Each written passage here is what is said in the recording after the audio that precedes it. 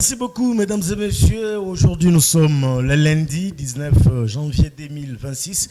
Nous célébrons les 65e anniversaire depuis la disparition brutale et tragique du tout premier ministre de la République démocratique du Congo, Patrice Emery Lumumba.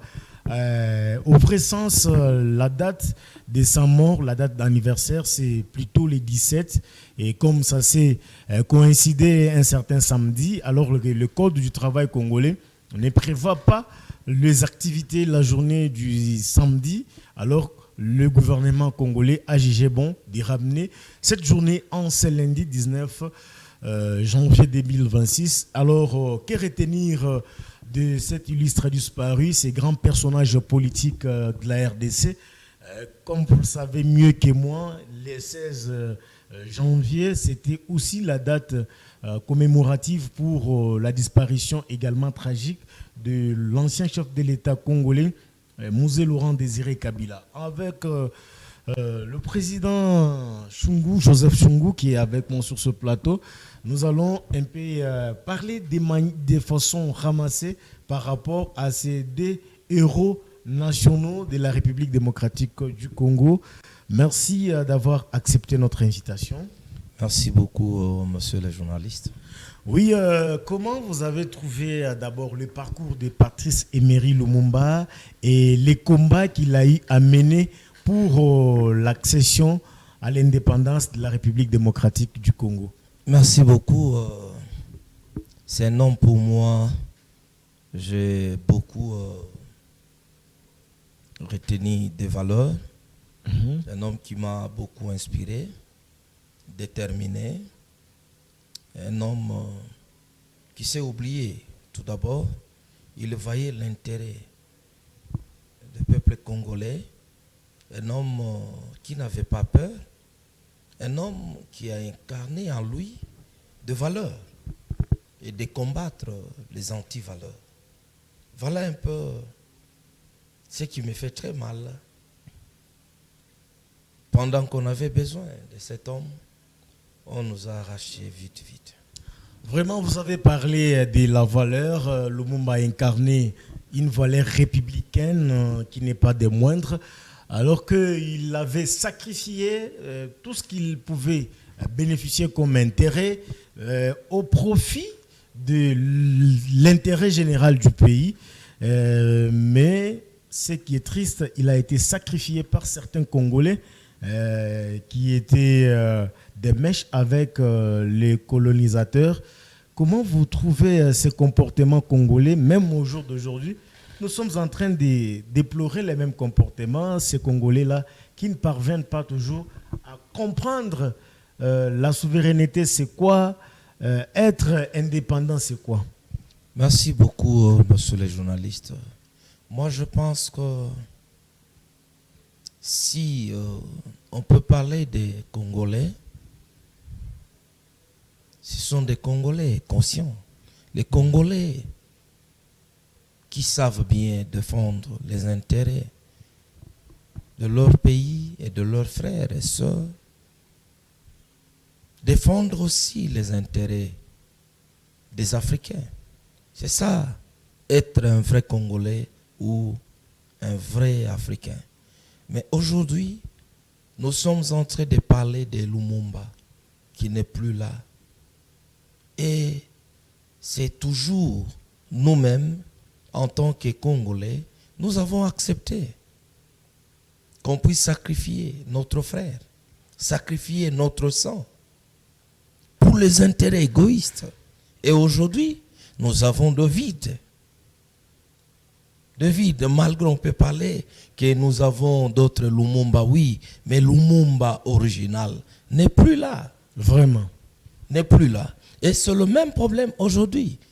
Nous sommes en train de voir comment nos frères congolais qui sont en train de travailler pour les étrangers et sacrifier encore, verser le sang de vos frères, verser le sang des Congolais, des Africains, innocemment. Moi, je pense que s'il faut parler des Congolais, ces gens qui sont en train de se comporter ou de travailler pour les intérêts des autres et non pour l'intérêt de leur pays, sont les gens à ne pas les considérer comme Congolais. Ce sont des étrangers. Moi, je ne peux pas comprendre comment tu peux accepter de sacrifier ton frère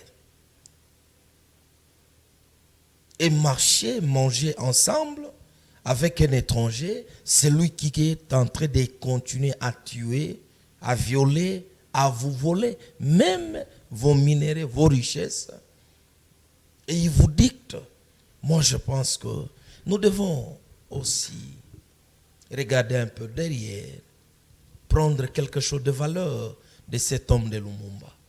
Lumumba a refusé de travailler pour les étrangers. Lumumba a refusé de vendre son pays. Lumumba a décidé de rester pour l'intérêt de son pays, l'intérêt de ses nations. Et c'est pourquoi cet homme est parti. Vite, vite. Pourquoi? En lui, il avait de valeur de protéger ses frères. Et aujourd'hui, si on parle de l'indépendance, c'est grâce à cet homme. Est-ce que parmi nos politiciens d'aujourd'hui, on peut retenir aussi des choses de valeur qu'on peut demain commencer à enseigner les enfants ou nous-mêmes commencer aussi à parler de leurs valeurs? Moi, je vous dis non. Ce sont des politiciens. Moi, je les appelle des politiciens à Talakou. Les gens qui savent seulement animer, qui savent seulement crier, qui savent seulement chercher leurs intérêts personnels et non pour leur pays. Merci beaucoup, mesdames et messieurs. C'est spécial. Date, journée commémorative en mémoire de nos deux héros nationaux, en l'occurrence Patrice Emery Lumumba, le tout premier ministre de la République démocratique du Congo après l'accession à l'indépendance, mais également du chef de l'État honoraire de la RDC, Mzee Laurent Désiré Kabila, qui était froidement abattu dans son cabinet de travail au Palais de Marbre. Alors aujourd'hui, qu'est-ce qui vous retenez aussi du combat mené par Mzee Laurent Désiré Kabila, lui aussi qui était un lumumbiste? Merci beaucoup. Regardez un peu le comportement de Mzee. Mzee, quand il est venu, son objectif d'abord, c'est d'effacer toutes les traces qui étaient là ou de principes qui cherchaient toujours à mettre le peuple congolais dans des difficultés, de ne pas même se sentir à l'aise. Qu'ils ont aussi droit à parler, droit à rester chez eux. Nous a fait par tous les moyens. L'homme de valeur aussi. L'homme qui n'a pas cherché à travailler pour son intérêt, mais l'intérêt de notre pays. Mais cet homme aussi a été sacrifié. Toujours la même histoire qui se répète avec les soi-disant Congolais et Mzee. Il est aussi précipité comme ça. Mais ce que je garde à cet homme de Laurent Désiré Kabila, l'homme courageux, l'homme déterminé, l'homme qui parlait tout ce que les autres n'avaient pas le temps ou le temps de parler, mais lui au moins, il parlait et il dénonçait directement le mal. L'homme qui cherchait par tous les moyens à mettre les Congolais au centre de leur pays, même au niveau international, qu'on puisse considérer les Congolais. Mais comme toujours les étrangers ne cherchent pas à respecter les droits des Africains, l'homme qui a éveillé des consciences africaines. Mais aujourd'hui, nous plairons aussi Musée, mais il nous a laissé des valeurs que moi je garde encore. Et nous allons continuer aussi. Oui, en regardant Musée Laurent Désiré Kabila, il n'a pas laissé des immeubles, des édifices, des véhicules. Il s'était beaucoup plus investi dans l'amélioration du vécu quotidien de la population, l'amélioration des conditions de travail des militaires et des policiers. Lui-même, je rappelle qu'il est le premier aussi à dénoncer l'agression rwandaise, mais il était mal compris. Et c'est toujours le même Congolais qui naviguait à contre-courant. Finalement, ils ont comploté pour aussi son assassinat. Quel message d'interpellation que vous pouvez également adresser à cette catégorie des Congolais-là qui sont là rien que pour trahir les vrais nationalistes? Si aujourd'hui on est en train parfois de déconsidérer les militaires ou les policiers, c'est parce que l'homme de valeur, l'homme qui a donné au moins cette valeur-là aux militaires et aux policiers, il n'est plus là. Cet homme, Laurent Désiré Kabila, moi je vis de belles femmes quitter leur couple pour aller derrière les militaires. Parce que les militaires étaient vraiment pris en charge comme il faut. Moi, je pense que je suis en train de parler des valeurs de cet homme, d'interpeller aussi les autorités que nous avons aujourd'hui. Quand on parle de la continuité ne demande pas seulement d'être dans le même tribu avec l'autre, non. La continuité, c'est de donner des valeurs, d'aller au-delà de ce que l'autre a laissé. De rester dans la même idéologie. Voilà, même idéologie, et aussi de faire mieux. Si l'autre a fait 2, toi tu peux aller même à 4 ou à 6. Mais là où il y avait quand même de quoi, tu peux effacer le mal. En donnant aussi des valeurs qui peuvent aider encore notre pays. Aujourd'hui, si on regarde les problèmes des logements des militaires, la façon dont les militaires sont en train de manger, moi je vous dis, c'est compliqué. Nous on passe partout en tant que société civile et aussi directeur, coordonnateur des droits de l'homme. Je vous dis, il y a beaucoup de choses qu'il faut commencer à faire pour notre armée. Et c'est ce qui va donner encore cette valeur-là de nos vaillants héros militaires, policiers et d'autres services de l'État. Moi, je pense qu'il faut prendre de valeur les initiatives que Musée avait pour notre pays. Et les autres qui sont en train de parloter, de crier, de se comploter contre notre pays, ils doivent aussi comprendre que la République démocratique du Congo ne doit pas toujours accepter d'être à genoux. On a tué Lumumba, on a tué Musée. Aujourd'hui, nous voyons aussi les autorités en place, comment ils sont en train de se battre pour l'intérêt de notre pays. Mais un jour, vous là, qui sont les traîtres, vous travaillez pour l'intérêt des étrangers. Vous serez où? Et vos familles? Voilà un peu des questions qu'il faut vous poser. Quand vous commencez des deals avec les autres, mais prenez aussi le temps de bien analyser avec ces deals. Si ça marche, ok, vous allez vous retrouver. Et si ça ne marche pas, quelles seront maintenant vos retombées? Voilà un peu le message que je peux lancer aux hommes politiques qui sont en train de travailler contre notre pays, qui acceptent de verser les sangs. Vous êtes là et non pour l'intérêt de votre pays, mais vous êtes là pour l'intérêt des gens qui ne peuvent pas même penser à votre famille, ni à vous-même. Il faut tirer attention. Il faut tirer attention. Aujourd'hui, Musée, il est parti, Lumumba est parti. Regardez leur famille. C'est pourquoi là, je suis en train de lancer aussi un message très fort aux autorités que nous avons.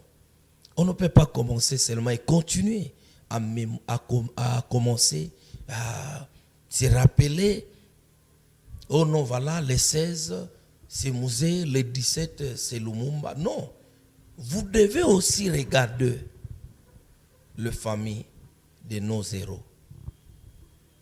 Comment ils sont en train de vivre? Ce sont les gens qui ont travaillé aussi pour notre pays. Vraiment. Ils se sont sacrifiés.